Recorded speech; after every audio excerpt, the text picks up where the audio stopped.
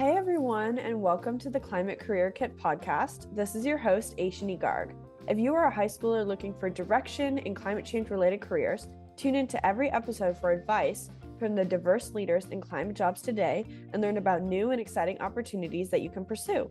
Today's guest is Zoe Samuel, venture partner at Startshot Capital. We are so excited to have you for the 21st episode of the Climate Career Kit. Thank you so much for being here. Thanks for having me. So how would you describe your job to a group of high schoolers? So I'm a venture partner, which can mean different things at different firms, at Starshot Capital, which is a clean tech investment firm. So we basically have raised a fund, and then we take that fund and invest in our case, early stage companies, so seed and Series A, which I will get more into what those are, in specific sectors of the climate space that we're very interested in, which for us is the built environment, the industrial sector, and the food and agriculture sectors. So my job is to, having helped raise the money, is then to help find companies who I think are promising, which through various channels, and then vet them and invest in the best ones. And then having invested in them, support the companies that are in what's called our portfolio, so that, when they need help with hiring, when they need help with in customer introductions, all those kinds of things, making them, smoothing the way for them to be the biggest possible success. Of course. So can you describe a regular day on the job for you? Oh gosh, I no, because it changes a lot, but I can say some of the things that are in many of the regular days. So there might be going to an event and to meet, that something like the Diamond List, which is the sort of list of up and coming companies in the space, going to an event like that and meeting some of the companies that are there that we haven't met already and connecting with those CEOs and founders. Or it might be for a little further down that sort of funnel. It might be that we've already met a CEO or a founder and we're having a chat with them about their company, or reading their data room. So when a company is seeking money, they will open up an online thing called a data room, which is basically a Dropbox or a Drive or something like that, that's full of all sorts of information about their technology and their marketplace and all kinds of stuff that you normally have to sign a non-disclosure agreement in order to be allowed to look. And then I also might be, if I'm fundraising for myself at that time, I might be asking very rich people for money, or institutional investors, or not so rich people who just truly believe in something.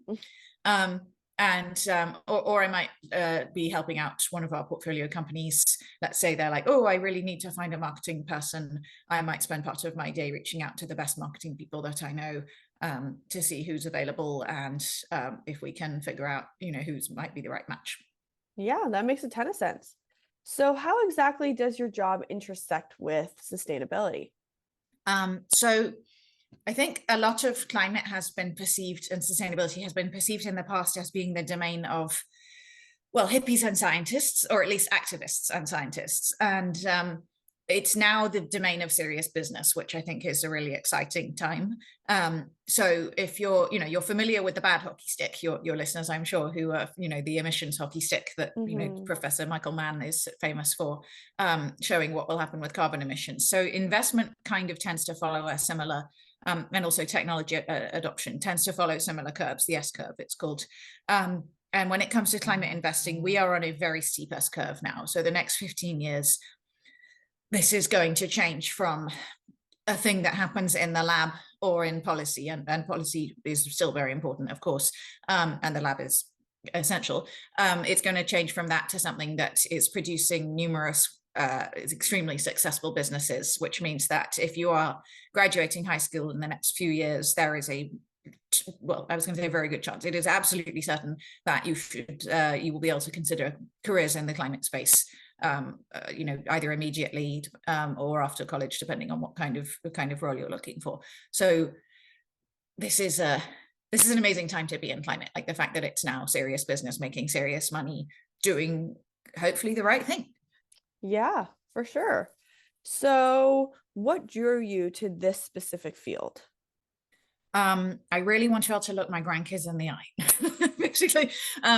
So I actually came from showbiz, so I have a very atypical background.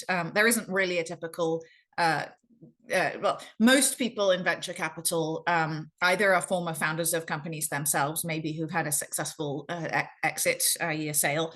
Also, I'm defining all my terms here because I don't want to leave any of your audience members behind who might be on the younger side. Yeah, so thank you so much. Stop me if I'm being a little too detailed. No, you're good. But, so they might be former founders, they might be former bankers, they might be former McKinsey consultants. And in my case, they're former theatre and film people.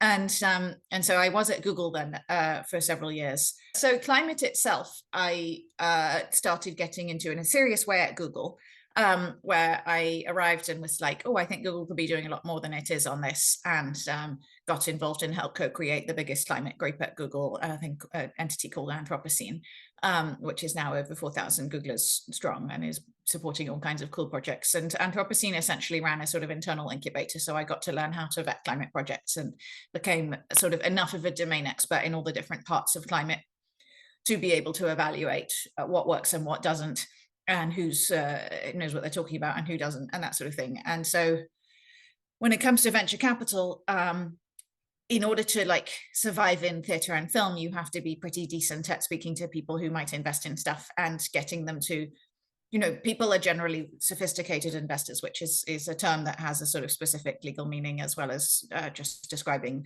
a reality of people, which basically means someone who can afford to lose their money, and who, if you lose their money in a way that is in good faith and it's just a difficult industry, they'll still talk to you.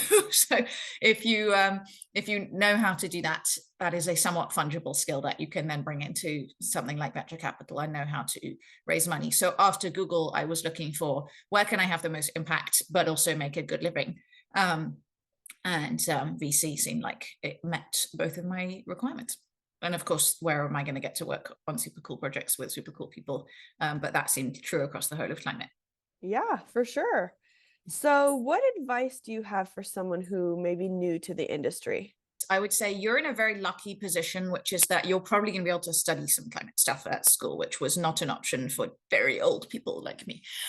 So I would say consider taking climate classes at school. I would say consider taking a climate class now if you can. I don't want to suggest stuff that is obviously entirely oriented to college or entirely oriented to, hey, have enough money to spend it on stuff. So I would say get involved in climate now, like in your summers. The best solutions are local, very often. So like there's, you know, you don't want to start necessarily just be like, oh, I'm going to plant trees in my neighborhood, but like find something that's happening locally that doesn't have to be activist in nature. It doesn't have to be knocking on people's doors for politics. If you're not interested in politics, that's fine. There's going to be something that's to do with conservation, or, you know, maybe it is tree planting. Get involved now, start building a network of people who you know in your local area that are involved in climate. Do a bit of learning now. If you can afford to do something like the TerraDo course, that's TERRA.do. Full disclosure, I don't officially work with TerraDo, but I'd be very thrilled to work with them in future. So I'm being a little cheeky there, but they're the leading climate school. I would say, you know, they have their Learning for Action course, their flagship course. If you can't afford it, you know, reach out to them about a scholarship or something like that. I would say start learning now. And if you're planning to go to college, certainly, you know, take courses there and be looking for climate internships. So, you know, and be looking for, there's sort of two kinds of company, like opportunity here at the moment that you might consider. One is a company that is literally working in the climate space, and we'll talk more in a minute about what kinds of companies those are. And the others are like, every company should be a climate company. There are sustainability teams. They've got to do carbon reporting. They've got to get themselves to net zero, that kind of thing. So, you know, there are internships like at places like Google that you can look at that are like on the sustainability team. So that can be a more difficult space because it is not core business for the company, but yes, it's a really great way to get to know things. Yeah. And then I'm going to just quickly say, if you're not a college bound person, if you're interested in the trades, you know, solar installer and wind turbine technician are two of the fastest growing jobs in America. And those are the kinds of jobs that a high school leaver can immediately go and make a really great living. And, you know, unlike being in a coal mine, a solar spill is a nice day. So when it goes wrong, it's still, you're still having a fairly good time. So there are a lot of, I hate the word unskilled because I don't believe that anybody is unskilled, but there there are a lot of non-college opportunities in this space as well. Yes, of course. And speaking of like opportunities and internships, do you know of any specific resources or opportunities that high schoolers can take advantage of while in high school? While in high school specific, gosh, this is what happens when you see you're terribly old and don't have high school age kids. I would say the Work on Climate community is a great place to find out Yes. more. And I'm sure that'll be in the show notes. Workonclimate.org, that's the biggest like industry network. And that's fairly US oriented. I'm assuming we're speaking mostly to a US audience here. And so I would say get to know people within that community, and they have sub communities in there as well. So I'd start there. And as far as like other ways to get involved, there are, if you are political, the Sunrise Movement local chapters near you. If you are more of a like, well, school, and also Fridays for Future. And there's a lot of like these youth leaders, like Fridays for Future is Greta Thunberg's group. And there are a lot of especially young female leaders and women of color who are leading like that kind of thing. So if you're political, consider getting involved in that sort of thing. And there's also groups like the Environmental Voter Project, I know, or is always, could use volunteers, and a group called Win Climate that works in states with democratic trifectas. If you are not political, I would say start with Work on Climate, and that's more of a career focus. Yeah, for sure. Those are all amazing opportunities, and I will be linking them on my website right next to this episode. So if you're interested, you can go check that out. I'm going to also add one thing, which is that Yes. Greta Thunberg, when she started, the biggest, those marches that they've now had for climate are some of the biggest acts of sort of public, well, they're not disobedience, but public protest in human history. She did not start with a degree. She did not start with a load of money.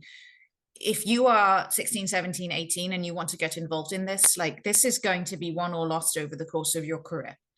And in fact, the first half or 3/4 of your career. So like you can start now. I was not a techie person when I started at Google. Like I said, I was a theater writer and producer. But you have something to offer today. You do not need to like take 5 degrees and then wait, until you're 36 to do anything. You can get involved now. You can have an impact now, and you can change the outcome for this. Like your generation will live to see drawdown, will live to see peak carbon, will live to see a world in which biodiversity is starting to get better every year instead of worse. So you can start now. You do not need to wait. And I would say, obviously, learn as much as you can, meet who you can, but don't worry about doing it wrong. We do not have time to worry about that. We have to just try everything. So. Yes, of course. No, these are all really great insights, and I'm sure all of the listeners appreciated it. And to all of them, make sure to tune in to this episode and the next episode of the Climate Career Kit.